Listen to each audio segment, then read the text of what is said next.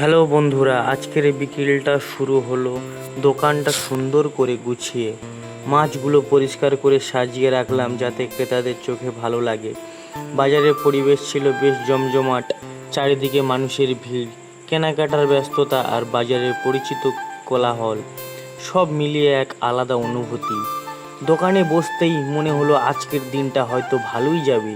কিছুক্ষণ পরেই এক দাদা এসে হাসি মুখে বললেন, ভাই একটা ভালো রুই মাছ দাও তো। কথাটা শুনে মনটা আনন্দে ভরে গেল।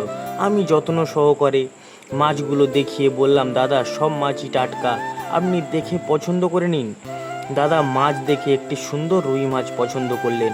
মাছ কেটে পরিষ্কার করে তার হাতে তুলে দিলাম। তিনি মাছ দেখে খুশি হলেন আর আমি একজন ক্রেতার সুদৃষ্টি দেখে আনন্দ পেলাম। ব্যবসায় ভালো যেমন গুরুত্বপূর্ণ, তেমনি ক্রেতাদের মুখের হাসি একজন বিক্রেতার কাছে অনেক বড় পাওনা। প্রতিদিনের মতো আজও নতুন আশা আর পরিশ্রম নিয়ে দোকানে বসেছি।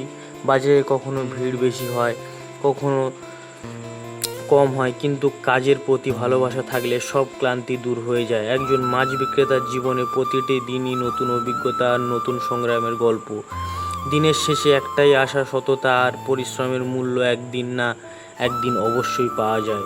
সবার ভালোবাসা ও আশীর্বাদ নিয়ে এভাবেই এগিয়ে চলুক জীবনের পথ।